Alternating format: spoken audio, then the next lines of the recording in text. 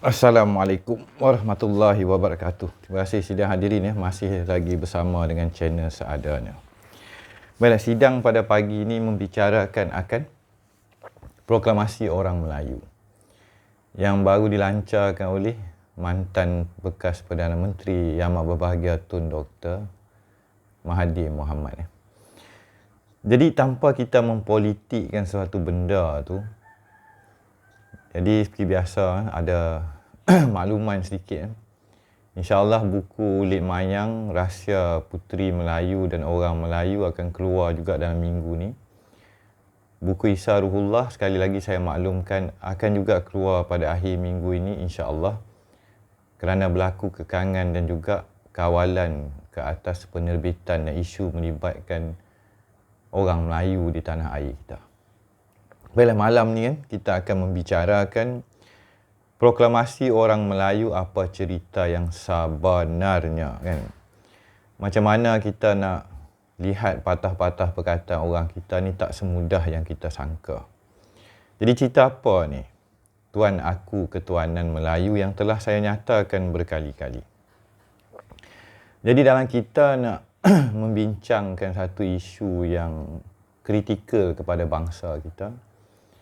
Pertama, identiti takrif maksud Melayu yang dahulu dan maksud Melayu yang hari ini. Kalau kita ikut isu perlembagaan, definisi dan takrif orang Melayu itu adalah mereka yang bercakap bahasa Melayu, mengamalkan adat istiadat Melayu dan beragama Islam. Semudah macam itu. Sedangkan sebuah sejarah yang amat purba, amat langka, yang telah dikaji oleh residen, penjajah dan juga melibatkan suatu legasi yang berangkai dengan kejadian manusia yang pertama. Dalam video yang terbaru ni saya katakan ahli kitab, mereka yang mengenali kitab kehidupan dan juga hakiki ataupun kebenarannya sebuah realiti orang Melayu. Jadi proklamasi orang Melayu. Orang Melayu ni nak takrif macam mana? Apa maksud orang Melayu dahulu dan apa maksud orang Melayu hari ini? Kita jangan terlepas pandang, wahai sidang hadirin. Adakah benar kita telah merdeka? Adakah benar kita telah dikembalikan kepada warisan pesaka leluhur kita usai perang yang tidak pernah kehabisan, melibatkan berbagai pelosok muka bumi dan berbagai cerita yang kadang saya katakan tak masuk akal. Kalau kita nak takrifkan pada pagi ni kan, kita lihatlah, kenanglah satu kisah Al-Fatihah kepada Raja Haji Fisabilillah, peperangan terakhir yang beliau baginda telah berjalan di segenap negeri pelosok tanah air kita dan terkorban mati syahid, mengorbankan diri baginda. Apa cerita Melayu ni sebenarnya? Adakah semudah kita memproklamasikan orang Melayu tanpa kita mengenali sejarah dan kita terpalit dengan sistem demokrasi dan politik yang telah ditanamkan dan diterapkan kepada bangsa kita usai yang dikatakan kita orang merdeka? Jadi kita berbalik. Identiti, takrif dan maksud Melayu dahulu dan yang ada kini. Kita faham tak apa maksud Melayu tu? Melayu itu orang dia ke? Sarung dia ke? Bangsa ke? Kaum ke? Cerita ketuhanan ke? Makam ke? Dataran-tataran hal ke? Apa realiti hakikat kehidupan? Jadi, kalau kita nak tengok kan, kita tengok luaran dululah kan. Dalam buku Rahsia Sepersalinannya Orang Melayu saya dah katakan, setiap pakaian daripada tanjak, busana, itu baru pakaian orang Melayu. Jadi proklamasi orang Melayu ni, adakah ianya picisan atau lebih besar? Berjenis-jenis tanjak kita ada. Adakah ianya kreatif? Dianya hanyalah mengikut cita rasa artistik? Saya katakan tidak.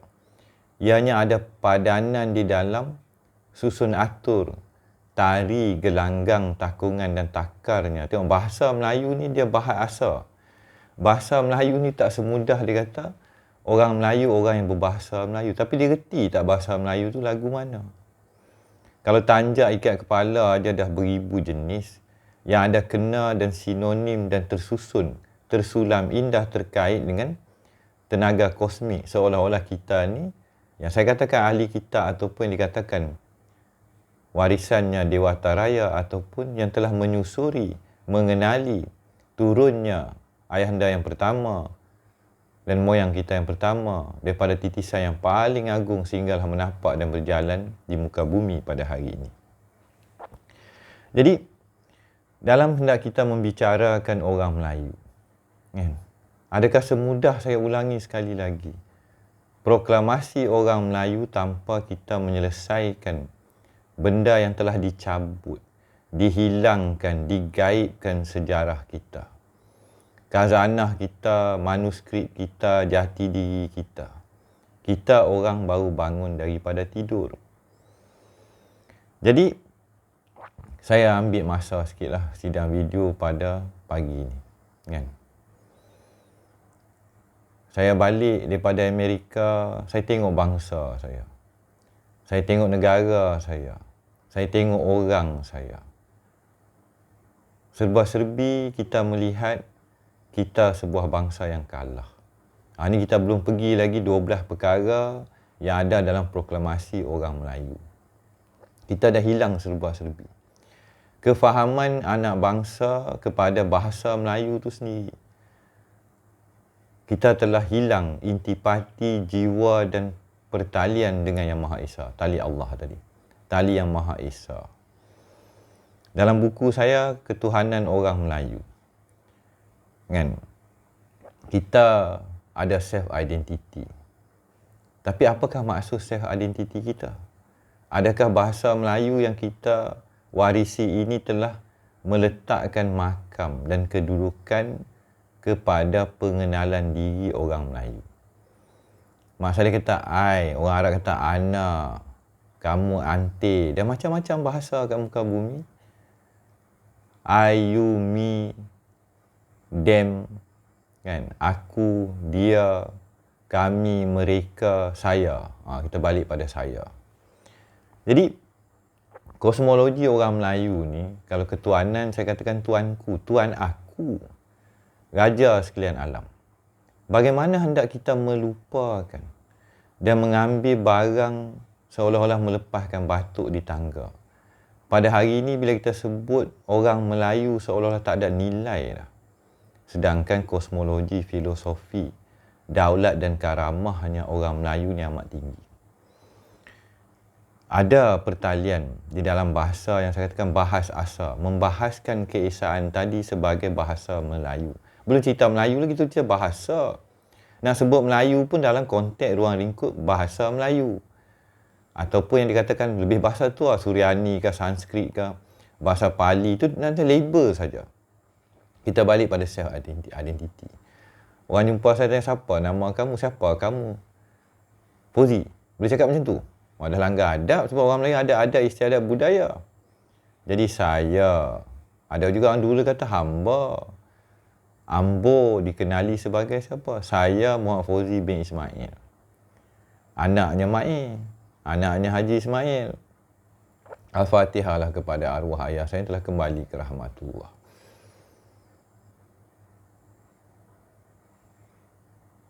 Baik. Jadi sa tu, saya ni macam mana? Sa satu, ya benar. Betul? Faham? Takkan tak semudah tu kita lupa. Jadi duka cita lah, saya sendiri kata saya bodoh piang. Saya baru bangun daripada tidur. Di usia umur menjangkau 50, di awal 40 tahun. Dah 40 tahun kan. Tak ada orang cerita kat saya. Apa, perhati molek-molek saya. Kita terlepas pandang. Sa satu, ya membenarkan keesaan tadi. Habis, galang ganti saya identiti orang Melayu itu adalah orang ketuhanan. Mana orang ahli kitab? Meletakkan galang ganti dan bahasa asa. Bahasa kita ini membahaskan, menyatakan dan menceritakan keesaannya. Kesatuan tadi, monoteism dari tauhid dalam bahasa orang kita. Jadi, kalau kita tukar saya, kita ambil hak amba. Hak amba, Ha, ma, mah. Hamim wal kitabil mubin. Hamba sahaya. Nampak? Ada sa, ada ha, ada ya. Ada orang kata hamba sahaya yang mengesahkan yang ya tadi tu. Ya apa? Ya yang sa yang satu.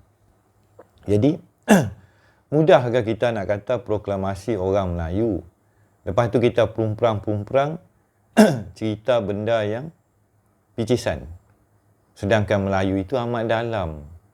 Samudra yang tidak ada tepian. Yang meliputi sekalian jagat raya. Ini kosmologi filosofi orang Melayu. Bukan sembang kari, bukan kita self-proclaim bangsa kita. Jadi dalam self-identity orang Melayu tu sendiri, perlu dikembalikan kepada anak-anak pribumi. Pihak ketua-ketua orang Melayu, penguasa-penguasa orang Melayu yang telah melepaskan batuk di tangga, memegang amanah dan juga kedaulatan bangsa ini, lupa diri, tidak menjalankan amanah.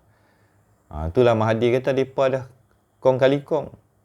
Ketua kita dah tidak menjalankan amanah.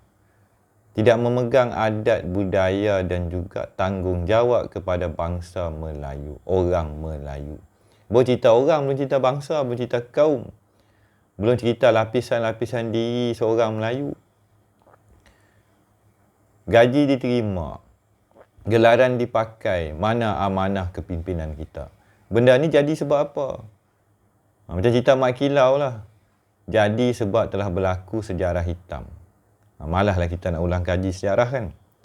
Lantas, di dalam berbagai tanjak, pakaian, kerih, tepak sirih, seramik, rumah, seni bina. Baru ni saya bincang dengan Profesor Mastur kan. Hakikat sejarah seni bina Melayu berangkai dengan kisah Nabi dan Rasul. Kosmologi kita orang ni pening saat lagi kita.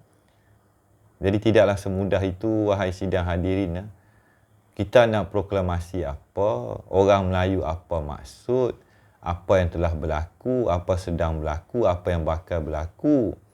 Siapa kena zalim, siapa kena pijak, siapa yang tidak mendapat keadilan, hak kita dinafikan dan berbagai lagi. Bangkitlah, sedarlah diri sikit. Yang menjadi mangsa anak-anak kita, warisan kita, keturunan kita. Kita telah melepaskan hak kedaulatan dan tidak menunaikan amanah kita selaku pemimpin. Selaku yang dibayar gaji, yang menerima faedah kepada kaum dan bangsa kita. Kalau kita cerita macam ni, akan timbul isu pengkhianat. Dia akan timbul, ni bukan cerita kaum lah, ni kita sesama bangsa kita. Kita cerita sembang, bual, bicara. Orang Melayu pelik Ada bicara, apakah bicara Tuan hamba? Bicara tu jatuh hukum terus. Apa khabar? Apa pandangan Tuan hamba? Orang Melayu merujuk pada Tuan dia tak merujuk pada diri, nafsu dan pola pemikiran sendiri. Hilang diri, hilang identiti, lembaganya Melayu, orang Melayu tadi siapa, lagu mana? Jadi berbagai relik di dalam pakaiannya orang Melayu. Itu baru pakaian luar, belum isi dalam, belum intipati akan orang Melayu kan. Pergi bahasa kita dah pening. Belum pergi pakaian, sejarah asal muasal, alam beralam, kosmik dan kuantum. Jadi di dalam lapisan dan sarungnya seorang Melayu, kita ada ketuanannya. Bukannya ketuanannya itu kita jadi bos, jadi raja di tanah air sendiri. Kita pemegang amanah. Setiap orang Melayu memegang amanah. Amanah apa? Amanah kepada tanah Bonda Pertiwi, kepada tanah Melayu. Tapi lah ni tanah Melayu dah tak ada lah. Apa maksud kenapa kita lepaskan tanah Melayu? Ni cerita orang Melayu ni berat. Proklamasi orang Melayu ni berat. Tidak semudah dipolemikkan, dipolitikkan. Sekadar melepaskan batuk di tangga. Jadi isu ketuanan, ketuhanan, bahasa, benda ni amat berat. InsyaAllah lah saya akan panjang lebarkan benda ni. Jadi, pandangannya seorang Melayu, baru seorang, belum lagi kaum dia, belum lagi umat dia, belum lagi bangsa dan negara. Ni baru cerita orang Melayu, belum lagi definisi yang berbagai yang telah berlaku ketidakadilan kepada bangsa kita. Dan saya terpaksa ulang dan ulang berkali-kali. Kita terlepas pandang apa yang telah berlaku kepada orang Melayu, kepada kaum kita, kepada bangsa kita, kepada tanah kita, pada negara tanah air dan sejarah dan sebagainya. Kenapa kita membiarkan? Kita tak kesian kepada anak cucu warisan kita. Tanah tergadai. Melih Rizal dah tak ada dah. Harta kekayaan diangkut sejak sebelum merdeka lagi. Pergaduhan kongsi ke atas tanah ini disebabkan perebutan harta karun.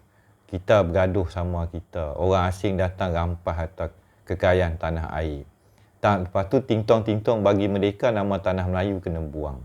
Ni tanah Melayu. Cerita orang Melayu. Maka bila bercerita orang Melayu akan berangkai lah dengan api angin air tanah. Sebab ku kenal asalmu.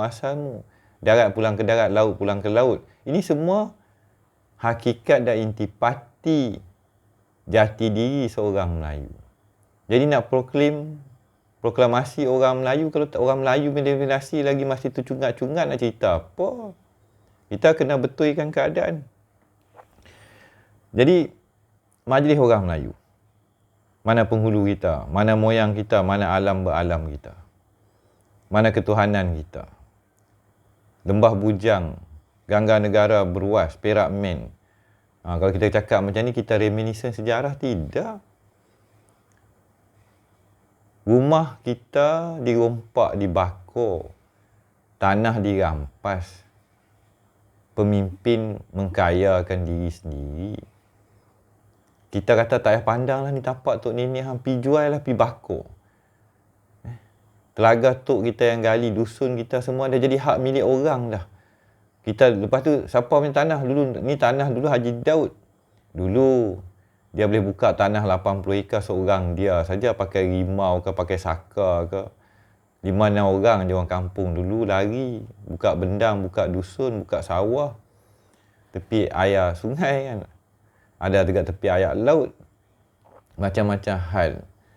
Ini mentaliti lanun, perompak, penjajah, orientali dan musuh dalam selimut yang cuba memadamkan, mengambil kesempatan di atas tersilap langkahnya orang kita terlalu baik menzalimi warisan sendiri. Ni dah masuk isu zalim lah kan. Bila kita melepaskan hak-hak kita, termasuk hak-hak ketuhanan. Sebab kita orang Melayu ni merujuk kepada ketuhanan saja. Fitrah manusiawi. Jadi insya-Allah lah ini masih sembang santai untuk saya perjelaskan proklamasi orang Melayu. Janganlah kita terlalu ambil mudah. Kan? Kerana tanpa kita sedari pada pagi ini, di bulan Ramadan yang mulia ini, setiap hari kita meneruskan kehidupan di muka bumi, kita telah melakukan kezaliman kepada anak cucu kita. Dan setiap kezaliman itu pastilah kita akan dipersoalkan. Kita ambil remeh, ambil lepas pandang, hari ini kita sedang merana. Dunia sedang berkeceramuk. Kita akan bertemu kembali. Wabillahi taufiq wa hidayah. Assalamualaikum warahmatullahi wabarakatuh.